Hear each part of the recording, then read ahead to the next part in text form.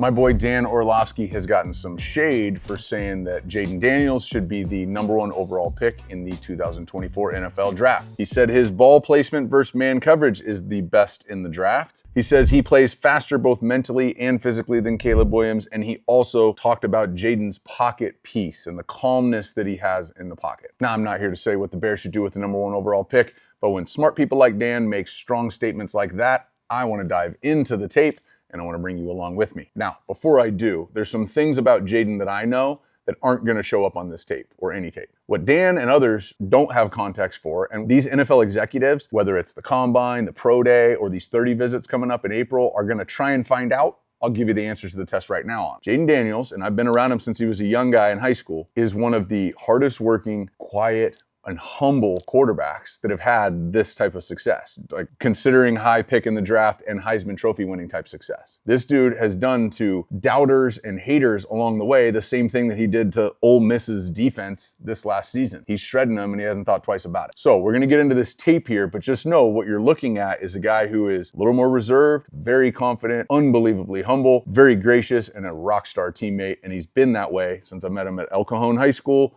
on to Arizona State, and now LSU, and whatever team ends up taking him in the upcoming draft. All right, let's get into this. He's taking on the Alabama Crimson Tide at Bama, down 7, 13 seconds left in the half, trying to make something happen. They're on the 26, 3 hitch. Looks like he does something here at the top of his drop here, gets to the top of it, kind of almost sets. If you look right here, it's kind of set in this direction over here, and then resets really simply and gets this ball out of his hand. And this is a laser, and you go, well, that's behind him. Oh, look at the yards after catch. Well, all right, let's look at the ball placement if we're going to give somebody credit on yards after the catch. Okay, send somebody in motion, defense is communicating, they're switching it up, and they're just going to basically move to what I would call 2 palms, which is, depending on the routes, could either be cover 2 or could end up being quarters outside, and it has really more to do with what number 2 does. So this ends up being quarters up top. But you can look at this safety here. What the safety's not doing is traditionally playing cover 2 with his eyes in the backfield. He's reading the release of these receivers right here. And that would be something they do on tape. So he's running a bender over here. I think that's Neighbors. I'm not sure. Whoever it is, it's a baller. And look at him just feel that safety crash and actually slow him up on this hole. If he leads him, that's either picked or broken up or a headache. And instead, that back shoulder on a bender is silly. Rips that thing in there, gotta have it. Tie ball game going into halftime, momentum switches to LSU. All right, second play, this is Florida. Now, I don't want to hear about Florida's defense, and honestly, I'm about to show you a play of a blown coverage, but I had this high school coach. He's a legend, Bob Johnson, and created the Elite 11. His son played 11 years in the NFL, Rob Johnson. He did draft training for years, so he had context for not just high school football. And he told me when I was in high school, he said, Jordan, there's going to be 3 to 5 times in any game where the defense is going to present an opportunity for you to put the dagger in them or foot on their neck or whatever his line was. And he's like, that'll never change. High school, college, pro. There's always a couple of times when you have an opportunity. They're going to give you that opportunity, whether it's the look that you created or they just mixed something up and miscommunicated and something's open. You got to hit them. I don't care, this throw, that throw. You got to take advantage of those ones because those are the ones that change the game. That's rung true. In all of my life of football, most of my life I've committed to football, and it's totally rung true. And that's what's happening right here. So as we look at Jayden, okay, they're down 3, 9 minutes left, okay? And yeah, he drops back and the guy's wide open and he hits him. But let's look at the release here, okay? So this is Brian Thomas Jr.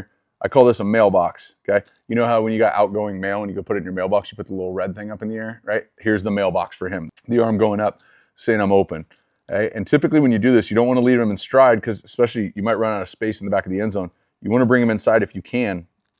And I'm going to give Jayden the benefit of the doubt and say that he's bringing him inside knowing what's underneath and what's inside of him, and giving his guy an opportunity to take advantage of one of those 3 to 5 times when it happens. And by the way, Jayden, if you're watching this, that's going to be true in the league too. There's going to be blown coverages. There's going to be miscommunications and put your foot on your throat just like you did versus the Gators.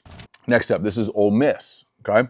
So as we look at Ole Miss, we're going to come back to this in a second, but let's just peek this safety right here because Jayden's going to be able to hold him and manipulate and confirm that I'm going to be able to get the bender in from down here because this guy is going to be far enough this way to be able to do that, okay? Now, the concept-wise, he's going to have his boy on a bender. He's going to have somebody underneath, and this guy's kind of running a token out route. Really, it's just to hold this guy, but you got to confirm that, because if this guy right here doesn't take that out route by number 2 up top, then he's going to read Jayden's eyes, come over here, and either give the guy a headache or pick this thing off. So here's Jayden. Starts eyes left on this hitch, resets. Now, I know he's got star receivers, okay? Brian Thomas Jr. and Malik Neighbors and whoever else on the team who's probably a baller, right? I get it. If you think back to LSU Joe Burrow, right? Historic season, broke a bunch of records, threw like 60 touchdowns and like 5 picks, something stupid. And then we look back on it and you go, well, he was throwing to 2 really good receivers. Now when we look back though, he was like, no, he was throwing to Justin Jefferson and Jamar Chase, like arguably 2 of the best receivers in the NFL today and probably for the next few years. I think we might look back on Jayden Daniels' Heisman season and say the same thing, which is, well, the Neighbors guy is the starting receiver for whatever team, and then Brian Thomas is a stud, and these are 2 of the best receivers in the league. But because of what Joe Burrow's done since he's become a Bengal, nobody like discredits his Heisman season. Nobody goes, well, he had the Heisman year because of who he was thrown to. No, because he's proven that he can do it in the league. Nobody cares. It was just part of his story.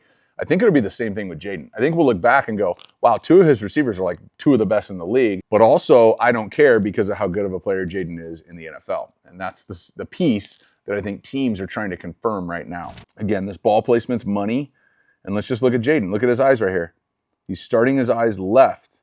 Whether he's looking at him or not, this guy is confirming that you're not going to be an issue.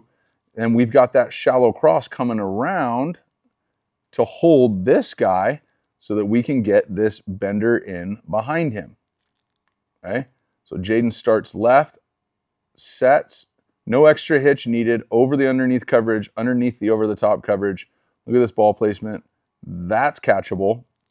Okay, and Neighbors does the rest. So his ability to take advantage of an opportunity that's there that shouldn't have been there, check. His ability to throw on time accurately, check. His ability to understand coverage well enough to whether I'm moving somebody or I'm holding somebody or I'm just confirming that that guy is going to stay over there so I can work over here, check, check, check. Lastly, all right, I'm pulling up Army tape. I'm not trying to hear that Army can't cover them. Watch this play. I don't care who's coming off the edge. When a defensive end gets in this position where you drop back as a quarterback and you, out of the corner of your eye or you're looking at him straight on, you see both the guys' numbers coming at you from a defensive end perspective, you got problems. I don't care who it is on defense. Okay? And what does Jayden do? This is the quiet and calmness we talk about. Does he panic at the top? No, he decelerates with that left foot, puts that right foot in the ground, pushes through this, by the way, 2 hands on the ball. Okay? And almost like in one move, gets out, breaks contain, and then does he throw it to an open guy who's working towards the sideline? No. He's running to his right, and look at this ball placement. What?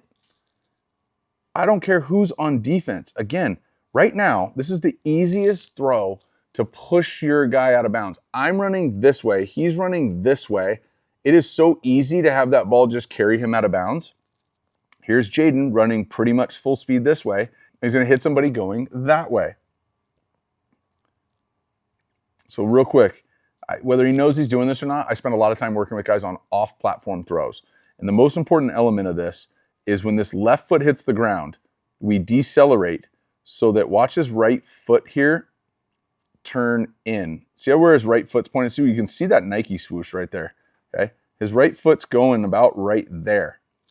So in one move, decelerate with your left foot, not turn your toe in, not rotate, it's essentially internally rotating your femur if we want to get nerdy with it, but you got to be able to put your hips in a position to create stability when we get in this plant step so that we're under control and can control the football and put it in places like that. So yeah, he threw for all these yards. He's got these star receivers. I don't care. This is a long touchdown. And that's fine. And the Army guy is not going to catch the guy from LSU. That's fine. That's a freaking dime and a high degree of difficulty throw. Again, he's wide open, whatever. No, you're running this way. I'm throwing that way. That is the easiest ball to just carry out of bounds. But he's got a good understanding from mechanics. He's got calmness and quietness, which is what Orlovsky was talking about. And it shows up over and over again. If I just put an off-platform throwing tape together and went through that, it would be a highlight tape. When you get into the statistics here, so you got 72.2% completion percentage, 3,800 yards, 40 touchdowns, 4 picks, not just going to buzz past that, 40 touchdowns, 4 picks. You got somebody who's used to finding completions, you got somebody who's used to taking advantage of opportunities that the defense presents, and you got somebody who's used to playing with NFL receivers, which is what he has at X and Z. He's number 1 in the class according to PFF rankings, gave him the overall best passing grade of 92. Caleb's was 84.6. Deep passing grade of 99.2, almost 4 points better than Williams. Again, I'm not saying who I would take it one. I'm just telling you what PFF and other people said. And against pressure had an NFL equivalent of a 123.5 passer rating. That would have led the NFL in passing. I am not saying Jayden Daniels last year at LSU is better than anybody in the NFL. But what I'm saying is those types of stat lines actually translate. And when you're in the SEC, I don't want to hear about Florida's defense or anything. These are all like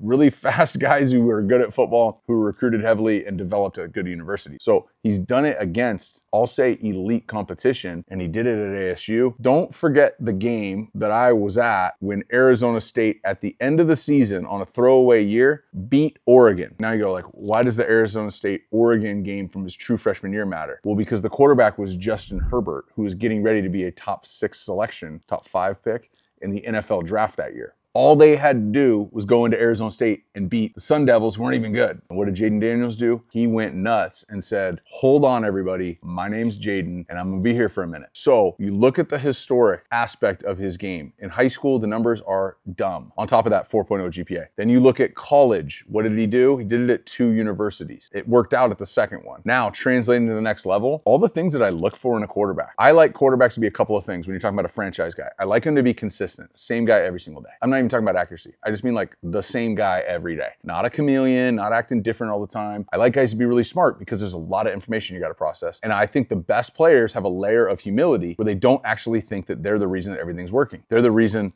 that everything is going to work because they're going to fill in around, and they're going to have the humility to help the players that need to get better, to complement what the coaches are doing, and then to take advantage of opportunities that are there. So I can continue to go down that list, but the longer I go down that list, the more I think Jayden Daniels checks every single box on it. And whichever NFL team ends up with Jayden Daniels as their quarterback is going to get a kind, calm, reserved, humble quarterback who's absolutely willing to put his foot on the opponent's neck.